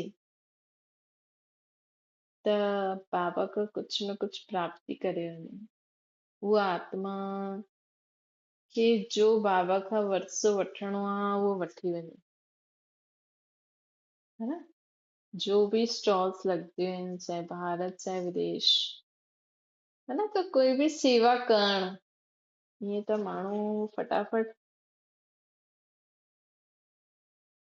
स्टॉल्स लॉस ईअं उहो लॻाए सघंदो आहे, लेकिन जो उहो प्रोग्राम करनि था उनमें जो आत्मायूं हिकु त ज्ञानी आत्मायूं सभु हिक ॿिए सां मिली जुली करे कर्म करनि न, ऐं अज्ञानी जो बि ईंदा वो हिकु बि आत्मा वंचित न वञे। कोई आत्मा उन्हनि में हूंदी आहे जो अहिड़ो बीड़ो उठाईंदी आहे, है न। त बाबा जैसा कि चवनि था कि अहिड़ा रूहानी डॉक्टरी में भी अहिड़ी शक्तिशाली स्टेज हुजे जो सभिनि खे फेथ थी वञे कि हिते पहुचिया आहियूं त प्राप्ति अवश्य थींदी। ॿिन्हिनि ही ॻाल्हियुनि ॿई ही ॻाल्हियूं कढणियूं आहिनि, ॿिन्हिनि जो बैलेंस आहे, है न, ॿिन्हिनि जो बैलेंस आहे, उहो बि ज़रूरी आहे। श्री अॼुकल्ह जे समय अनुसार जो ॾाढो जन्मनि जे हिसाब किताब अर्थात कर्म भोग आहे न, वो समाप्त भी जरूर थियनि, है न। जो कर्म भोग आहे वो समाप्त भी जरूर थियणो।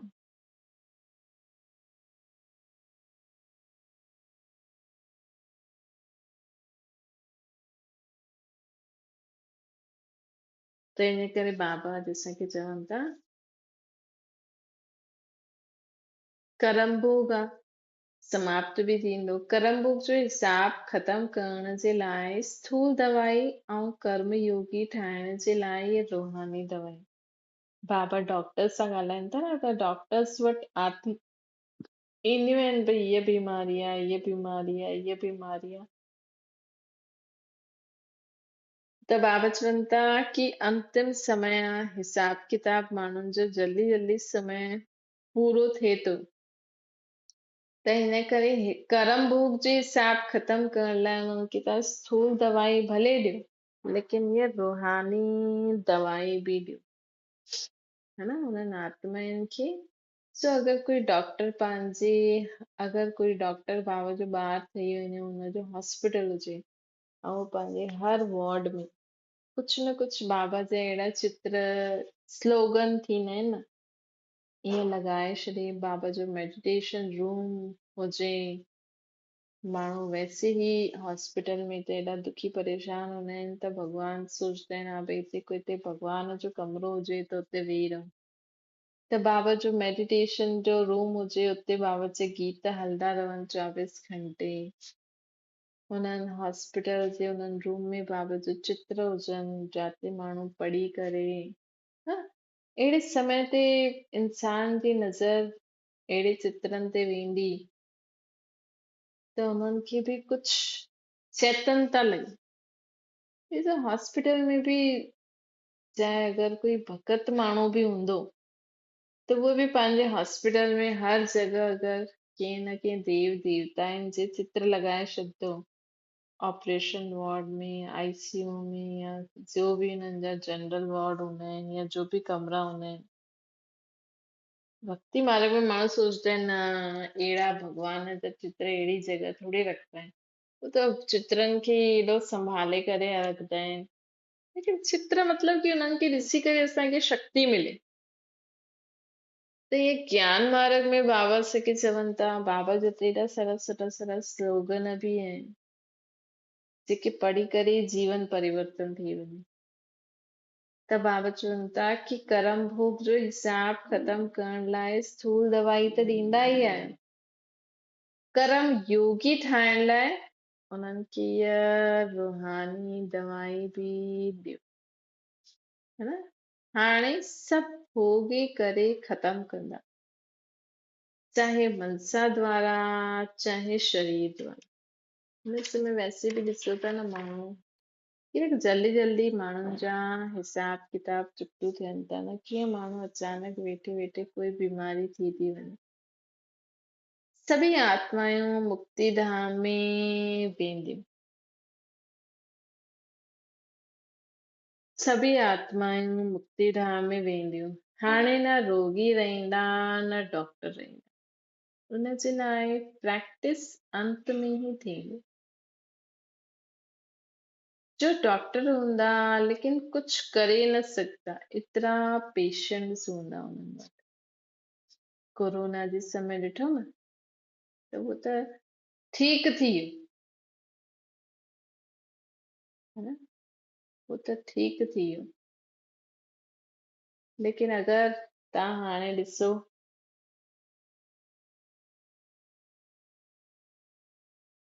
हाणे अगरि अंतिम समय जॾहिं ईंदो, उन समय इहे त विच विच में जीअं बाबा आया त इंडिया पाकिस्तान जी लड़ाई थी, उहा बि ठीक थी वई। पोइ धीरे धीरे जीअं जीअं यज्ञ अॻियां वधंदो वियो, उअं उअं दुनिया में दिन प्रतिदिन कोई न कोई काथे कोई देश कोई काथे लड़े थो, कोई छा थो थिए। लेकिन हिकु समय अहिड़ो ईंदो जो लड़ाई अहिड़ी छिती, बीमारियूं अहिड़ी ईंदियूं जो रुकण जो नाम न वठंदियूं, है न। अहिड़ी प्राकृतिक आपदायूं ईंदियूं, अहिड़ी बीमारियूं ईंदियूं, अहिड़ी वैसे बि बाबा त चईंदा आहिनि कि भारत में त सिविल वॉर थींदा, कोई हितां खां लड़ाई कंदो, कोई हिते मारंदो, कोई वैसे बि ॾिसो सभु माण्हू चुप वेठा आहिनि जीअं, है न। घर घर में तव्हां ॾिसो माण्हू चुप वेठा आहिनि, लेकिन हिकु बि अगरि कंहिंखे थोड़ो बि कुछ थी वियो न, त माण्हू हिक ॿिए खे मारण में देरी न कंदा, है न। त हिन समय सभु पंहिंजे पंहिंजे संबंधी आदि हिननि सां चुप करे वेठो आहे, अलॻि अलॻि घर रखी, लेकिन अंदर त हुननि जी आग जले ई थी जीअं, है न। अंदर त हुननि जी आग जले ई थी, थोड़ो बि कुछ थियो त मरण मारण में देरी न कंदा। त बाबा जैसे चवनि था कि सभी आत्मायूं मुक्ति में त वेंदियूं ई सही, अंत में त न डॉक्टर बचदा न पेशेंट।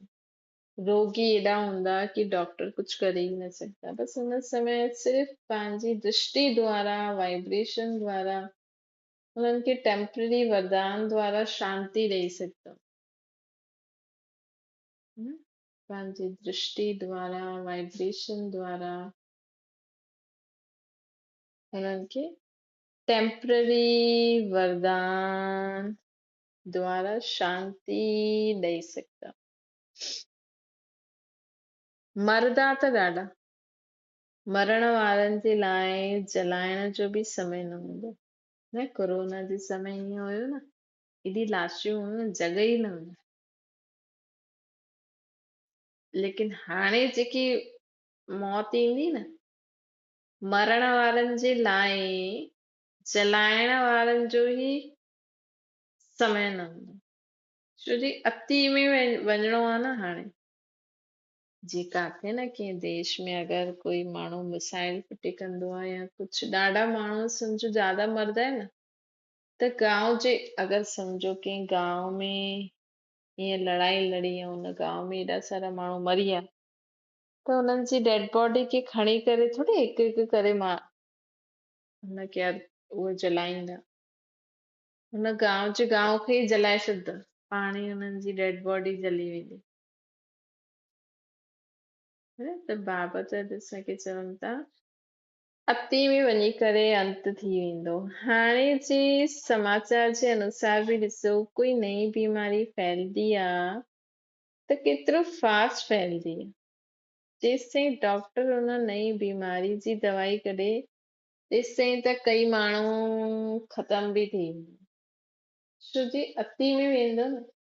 और जॾहिं ईअं थींदो तॾहिं त डॉक्टर्स बि सम्झनि कि असां में असां खां बि कोई श्रेष्ठ चीज आहे, है न। ॾिसो कॾहिं कॾहिं थींदो आहे न भई डॉक्टर त जवाब ॾेई छॾंदा आहिनि कि बसि हाणे असांजे हथ में कुझु न आहे, बची वियो त भॻवान भरोसे, न। त उहो त हिकु ॿ केस थींदा, लेकिन हाणे जेको समय ईंदो न, हाणे जे समाचारनि जे अनुसार बि ॾिसो कोई नई बीमारी फैलदी आहे त केतिरो फास्ट फैलदी आहे। जेसिताईं डॉक्टर हुन नई बीमारी जी दवाई कढंदा तेसिताईं त कई ख़तम बि थी वेंदा आहिनि, छो जे अति में वञे थो। ऐं जॾहिं अहिड़ो थींदो तॾहिं त डॉक्टर्स बि सम्झनि न कि असां खां बि कोई श्रेष्ठ चीज आहे, ना। मतलब डॉक्टर पूरी दुनिया में जो भी साइंस जी टेक्नोलॉजी आहे सभु अगरि के माण्हू जे मथां इम्प्लीमेंट करे छॾियो, मतलब हर प्रकार जो इलाज जेके उहे सम्झनि पिया कि इहो इलाज त ज़रूर माण्हू खे ठीकु कंदो त बि न थिए त डॉक्टर चईंदा न भाई असां फेल आहियूं, असां खां बि सुठी चीज कोई आहे। हाणे त अभिमान जे कारण चईंदा आहिनि आत्मा वग़ैरह कुझु न आहे, डॉक्टर ई सभु कुझु आहे, न। कीअं बि करे डॉक्टर्स ये प्रूव करण जी कोशिश कंदा आहिनि भई हिनजो हार्ट ख़राब थी वियो त मरी वियो, हिनजो ब्रेन ख़राब थी वियो त मरी वियो, लेकिन जंहिंजो पूरो शरीर ठीकु हूंदो आहे उहो छो मरी वियो? आत्मा निकिरी वई न, आत्मा जो ॿियो समय अची वियो पार्ट वॼाइण, लेकिन कई डॉक्टर मञदा ई न आहिनि, सोचदा आहिनि शरीर ई आहे सभु कुझु। पोइ उहो बि अनुभव कंदा, लेकिन अंत में उहो बि अनुभव कंदा जॾहिं कुझु बि कंट्रोल न करे पाईंदा त काथे नज़र वेंदी उन्हनि खे, है न। हाणे त नई नई बीमारियूं कई अचणियूं आहिनि, लेकिन इहे नई बीमारियूं नयो परिवर्तन लाईंदियूं। जीअं जीअं नई बीमारी निकिरंदी तीअं तीअं हेॾा सारा माण्हू शरीर छॾंदा, हेॾी सारी पोइ नई नई टेक्नोलॉजी ईंदी त बाबा चवनि था अगरि नई नई बीमारियूं ईंदियूं लेकिन उहो त कुझु दुनिया वारनि जे लाइ त सोचता दुनिया वारा त अरे एॾा सारा माण्हू मरी विया, लेकिन कोरोना खां पोइ ॾिसो केॾो परिवर्तन थियो आहे, है न।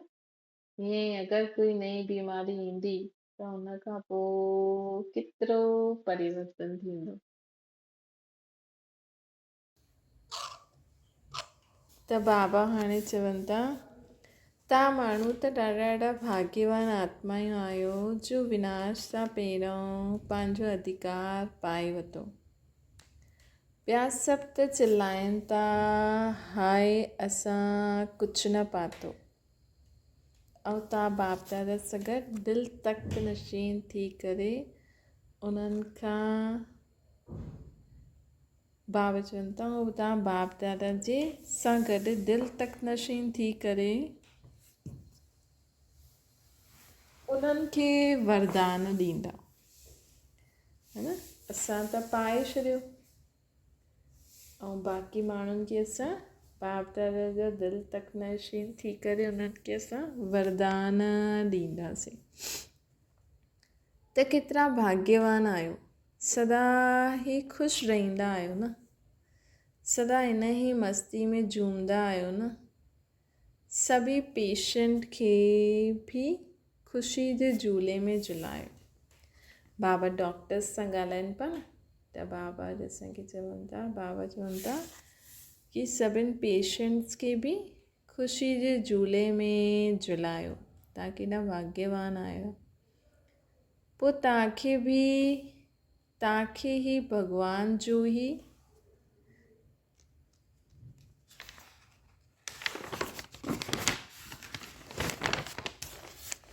अवतार मञणु लॻी वेंदा, है न। अगरि उन्हनि खे असां हीअं हाणे असां पाए वरितो, पोइ अंत समय में असां ई उन्हनि खे वरदान ॾींदासीं बाबा जे दिलि तक नशीन थी करे, त उहे असांखे ई अवतार मञंदा। लेकिन तव्हां पोइ इशारो कंदव यथार्थ जी तरफ़। हा ॾिसो, असां पोइ इशारो कंदासीं यथार्थ केरु आहे। भले उहे सम्झनि कि असांजे लाइ त तव्हां ई आहियो, लेकिन असांजे मुंहं सां हमेशह छा निकिरंदो आहे? शिव बाबा खे यादि करो, शिव बाबा जो शुक्रिया करो, शिव बाबा खे यादि करो, है न। जॾहिं अहिड़ी भावना में अचनि तॾहिं इशारो करे सघूं न, है न। लेकिन शिव बाबा जी तरफ़ इशारो बि कीअं करिणो आहे? जॾहिं उहे अहिड़ी भावना पे अचनि त उन्हनि खे असांखे शिव बाबा खे इशारो करिणो आहे, शिव बाबा जी तरफ़। त सभी ईअं तयारु आहियो न। डॉक्टर्स सां बाबा ॻाल्हाइनि था, बाबा डॉक्टर्स खे चवनि था, त डॉक्टर्स बि अगरि सम्झो कोई पेशेंट ठीकु थी वियो ऐं उहो डॉक्टर जो शुक्रिया थो करे, त डॉक्टर बि उनजी भावना ॾिसंदो, उन अनुसार उनखे चईंदो कि असां जंहिंखां पायो आहे तव्हां बि उनखे यादि करो। सभी डॉक्टर्स जो ॾाढो सुठो ग्रुप आयो आहे। हाणे ईअं ई VIPs ग्रुप वठी अचो। बाबा हाणे चवनि था कि हाणे ईअं ई आहे न, VIPs ग्रुप वठी अचो। सोचो VIPs, दुनिया जा नामी ग्रामी माण्हू शिव बाबा जे अॻियां अचनि। जो अहिड़ो हूंदो उहो ओड़ो ई लाहींदो न। त जेतिरा डॉक्टर्स आहिनि ओतिरा VIPs बि ईंदा न। जेकी आत्माएं हूंदियूं आहिनि न, उन्हनि जी सोच ओड़ी हूंदी आहे। बाबा त असांखे ॾाढो कुझु चईंदा आहिनि। अच्छा, तव्हां सोचो कि अगरि तव्हांजे साम्हूं कोई माण्हू आहे, तव्हां अगरि सोचो भई हिनखे असां बाबा जो ॿारु ठाहियूं, त तव्हां जो धारणा कई आहे, तव्हां जो सोचंदा आहियो, उन अनुसार ई उहो चए कि मूंखे त कुझु पतो न आहे, तव्हां ॿुधायो कीअं करां। त तव्हां अगरि रेगुलर सभु कुझु कंदा हूंदव त तव्हां उनखे बि ॿुधाईंदव भई हीअं ई करो। कई बार बाबा चईंदा आहिनि न, पंडित बि हूंदा आहिनि, ख़ुदि न कंदा आहिनि लेकिन ॿियनि खे सेखारींदा आहिनि। लेकिन अगरि तव्हांजी भावना आहे, लेकिन तव्हांखे सभु पतो आहे कि बाबा छा चईंदा आहिनि, लेकिन तव्हां जो करे सघंदा आहियो करो था, लेकिन हुनखे त सभु कुझु ॿुधायो कम से कम विधि पूर्वक। लेकिन तव्हांजी भावना हुजे कि हा भले ई उहो अॻियां निकिरी वञे, लेकिन हुनखे त सच ॿुधायो भई असांखे शिव बाबा हीअं चईंदा आहिनि, भले उहो करे निकिरी वञे।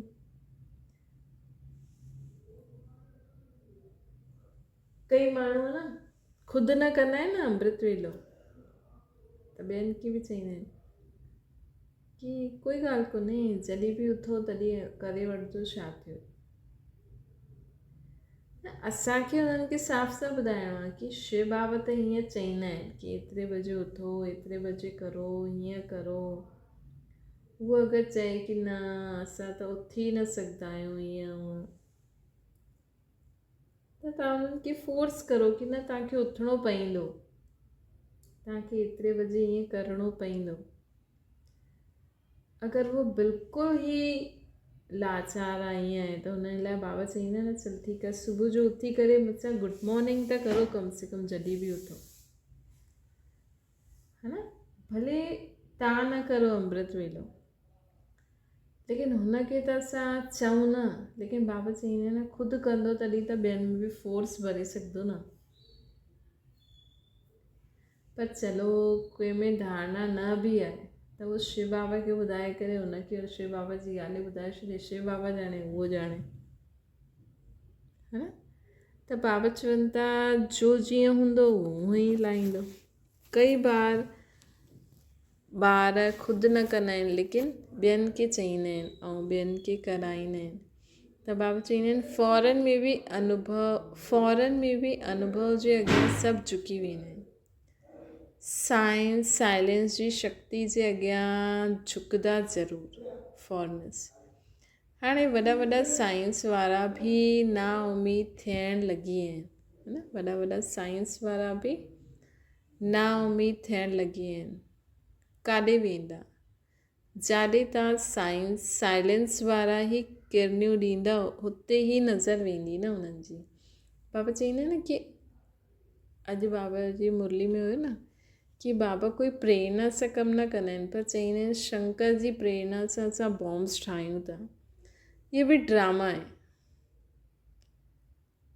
है न। असां पंहिंजी स्थापना जो कार्य करूं था त उन हिसाब सां उन्हनि में है न विनाश जी संकल्प पाण ई अचनि था, असां नथा मोकिलूं उन्हनि खे, लेकिन उन्हनि खे पाण ई अचनि था। हा त ड्रामा अनुसार त बाबा चवनि था कि जाते तव्हां साइलेंस वारनि जी किरनियूं ॾिसंदा हुते ई नज़र वेंदी उन्हनि।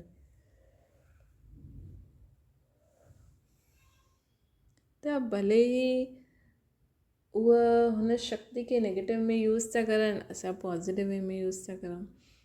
तव्हांजी एटम चारो और तव्हांजी एटम सां ई उन्हनि जा एटम ठहींदा। बाबा चईंदा न असांजो शांति जो एटम ऐं असांजो साइलेंस जो एटम, उन्हनि जो उहो एटम बॉम्ब।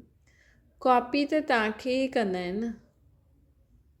अगरि तव्हांजी आत्मिक शक्ति न हूंदी त इहे एटॉमिक बॉम्ब्स ठाहिण वारा केरु, है न। अगरि असांजी आत्मिक शक्ति न हूंदी त इहे एटॉमिक बॉम्ब्स ठाहिण वारा केरु। जॾहिं चारों ओर अंधकार छाईंदो तॾहिं तव्हांजी किरनियूं अंधकार में स्पष्ट ॾेखारे में ॾींदी। सोचो इहे बि वाइब्रेशन थींदा आहिनि न। चारों ओर जॾहिं दुख शांति हूंदी ऐं बाबा जे घर मां शांति जी किरनियूं चारों ओर फैलंदियूं त ऑटोमेटिकली ईंदा। पोइ छा कंदा, ईंदा ऐं न थोरी सी वरदान वठी हली वेंदा दृष्टि सां ई, है न। त बाबा चवनि था, बाबा चवंदा आहिनि अंत समय त ईअं ई। हाणे बाबा अॻियां चई न कि उहो तव्हांखे अवतार सम्झदा, तव्हां हाणे वठो था, अंत में उहो चईंदा अरे असां त वरितो ई न, त कणो दाणा वठी वेंदा दृष्टि द्वारा। जॾहिं चारों तरफ़ अंधकार छाइजी वेंदो तॾहिं तव्हांजी किरनियुनि जे अंधकार में स्पष्ट ॾेखारे में ॾींदा। नॉलेज जी लाइट, गुणनि जी लाइट, शक्तियुनि जी लाइट, सभु लाइट्स लाइट हाउस जो कार्य कंदी। नॉलेज जी लाइट, गुणनि जी लाइट, शक्तियुनि जी लाइट, सभु लाइट्स लाइट हाउस जो कार्य कंदी। असां में जेतिरी बि नॉलेज है न, जॾहिं पूरो पुरुषार्थ थी वेंदो त जेतिरी बि नॉलेज जी लाइट हूंदी असांजी आत्मा में, गुणनि जी लाइट हूंदी, शक्तियुनि जी लाइट, सभु लाइट्स लाइट हाउस जो कार्य कंदी न। मधुबन में आए रिफ्रेश भी थिया ऐं सेवा भी थी ऐं प्रत्यक्ष फल बि मिलियो।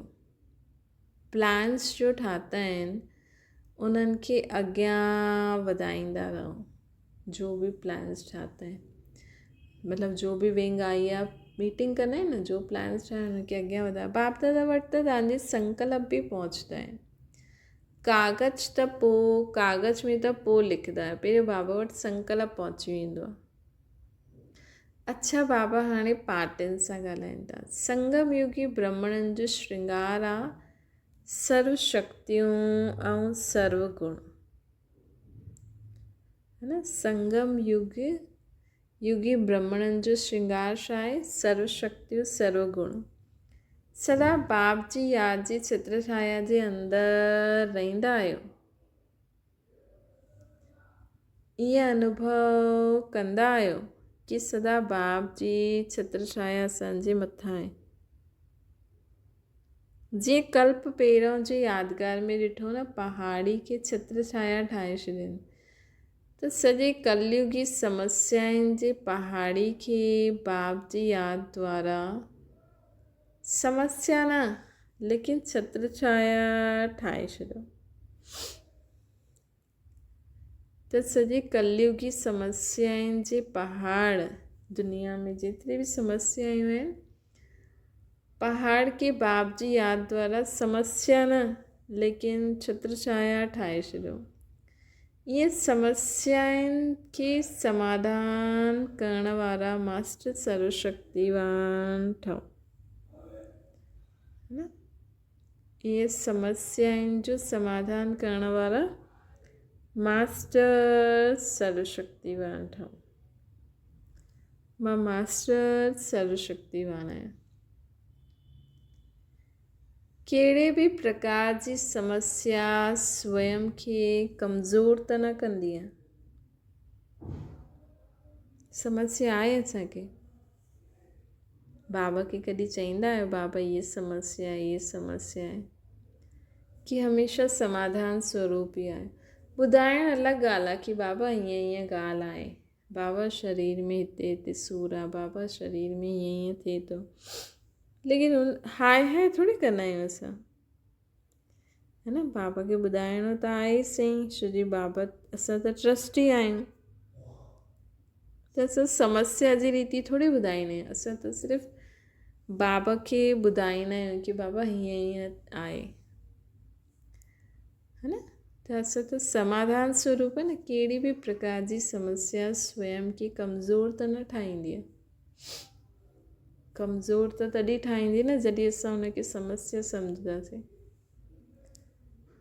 विघ्न विनाशक आहियो न, लगन जे आधार ते विघ्न छा अनुभव थींदो? लगन जे आधार ते विघ्न छा अनुभव थींदो? हिकु खिलोनो। अगरि बाबा सां उहा लग्न हूंदी त सोचो कोई विघ्न आयो, अगरि वो विघ्न न अचे त असां बाबा जी शक्ति खे कीअं यूज़ कंदासीं? बाबा जो असांखे ज्ञान गुण शक्तियूं ॾिना अथई, उहो कीअं यूज़ कंदासीं? है न। त विघ्न बि अचणा ज़रूरी आहिनि, लेकिन हाणे त असां विघ्न विनाशक थी विया आहियूं न। हाणे त माया जी थी विया आहियूं न कि अञा बि परेशानी थींदी आहे। त कोई बि तव्हांखे लॻे न ये प्रॉब्लम ईअं अगरि, वैसे त असांखे संकल्प ई न करिणो आहे, अगरि ईअं लॻे बि थो त सम्झो कि ज़रूरु बाबा मूंखे कुझु सेखारणु चाहींदा आहिनि कि हिते असांखे बाबा जी कहिड़ी शक्ति, कहिड़ो गुण, कहिड़ो ज्ञान जो पॉइंट यूज़ करिणो आहे, त असां अनुभवी थी वेंदासीं कि हीअं यूज़ करिणो आहे, है न। सम्झो अगरि तव्हांखे अञा बि कंहिं ॻाल्हि जो दुख थींदो आहे, रोइण ईंदो आहे, या कुझु बि आहे, संतुष्टता न आहे अगरि कंहिंसां, है न। अगरि सम्झो कि तव्हांजी कम वारी माई सुठी रीति पोचो नथी लॻाए वञे, तव्हांखे हुन सां संतुष्टता न आहे, उहो प्रॉब्लम आहे। त मतिलबु असांखे बाबा खे यादि करे उन ॻाल्हि खे कि भई हीअ प्रॉब्लम, हीअ मूंखे छो थी फीलिंग अचे, मूं में अञा कहिड़ी कमी आहे, मां कहिड़ी शक्ति या कहिड़े गुण खे यूज़ नथी करां। मूंखे उन शक्ति उन गुण जो आह्वान करे उनखे यूज़ करिणो आहे ऐं उन सां बि संतुष्ट रहणो आहे, मूंखे बि संतुष्ट रहणो आहे, उनखे बि संतुष्ट करिणो आहे। ईअं ॿारनि सां, है न, ॿारनि सां ख़ासि करे न, ॿारनि सां छा आहे, ॿार स्पेशली मायूं जो हूंदियूं आहिनि न, उहे ॿारनि खे पाले करे ॾाढी डिस्टर्ब थी वेंदियूं आहिनि, छो की उहे चाहींदियूं आहिनि की असांजा ॿार हीअं हीअं करनि। ऐं बराबरि सही ॻाल्हि आहे, उन्हनि खे टाइम ते खिलाइणु पिलाइणु, टाइम ते उथाइणु। એટલે अॼुकल्ह जा ॿार वैसे ई पंहिंजी मस्ती में मस्तु रहंदा आहिनि, कोई होश आवाज़ ई न आहे, है न। उन खां पोइ माउ पीउ चए बि त बि उन्हनि खे हिकु कंसेप्ट, मतिलबु उन्हनि जो चइण ते जीअं हवा में ई उड़े थो, त माउ पीउ खे चिल्लाए करे चइणो पवंदो आहे। लेकिन किथे ग़लती आहे असांजी? बाबा त चवंदा आहिनि स्व परिवर्तन करो। असां ख़ुदि में छा परिवर्तन करो जो ॿारनि में अहिड़ो परिवर्तन अचे?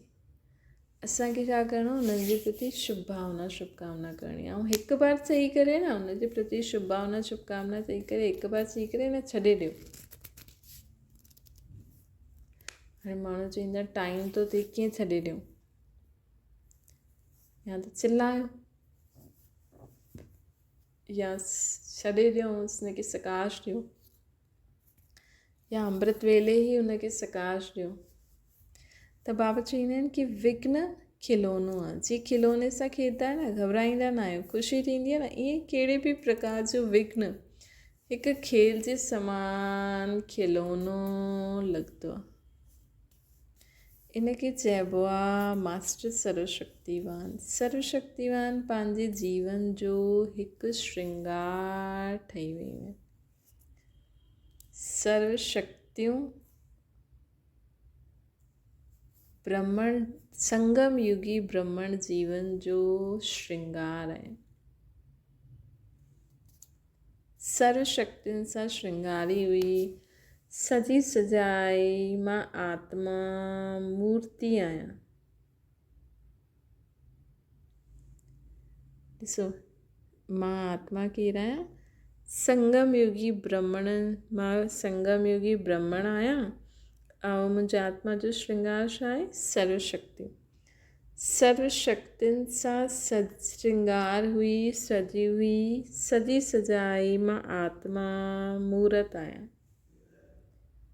हाणे सभी गुण ऐं शक्तियुनि सां सजे हुए, भविष्य में स्थूल ज्ञाननि सां सजल हूंदमि। हाणे मां कंहिंसां सजल आहियां? सर्वशक्तियों गुणनि सां। भविष्य में कंहिंसां सजल हूंदमि? स्थूल ज्ञाननि सां। ॾिसो, हाणे असां इहो अभ्यास था करूं कि सभु कुझु ॾिसजे बि न ॾिसो, ईअं हूअं, बसि मां आत्मा ऐं बाबा ऐं मनन चिंतन। और सत्युग में असां वटि स्थूल चीजनि ते असांजो ध्यानु हली वेंदो। लेकिन हाणे जो श्रृंगार सॼी कल्प खां श्रेष्ठ आहे। हाणे जो श्रृंगार सॼे कल्प खां श्रेष्ठ आहे। 16 श्रृंगार, 16 कला संपन्न। 16 श्रृंगार, 16 कला संपन्न। त हाणे सां संस्कार विझणा आहिनि न, कि मां 16 कला संपन्न आत्मा आहियां। भविष्य में मां 16 श्रृंगारनि सां सजल हूंदमि। हाणे जी 16 कला संपन्न आत्मा, हाणे जी सर्वशक्तियुनि सां सजल हुए आत्मा, भविष्य में असां 16 कला संपन्न हूंदा, 16 श्रृंगार थींदा असांजा। भविष्य में शक्तियूं थोड़ी खपनि, वो त मर्ज हूंदी न, न। त हाणे सां संस्कार विझणा आहिनि। त अहिड़ी सजी सजाई मूर्त आहियो न तव्हां, न? अहिड़ी सजी सजाई मूर्त आहियो न तव्हां, आहियो अहिड़ी सजी सजाई मूर्त। अच्छा, ओम शांति। बाबा की याद करो।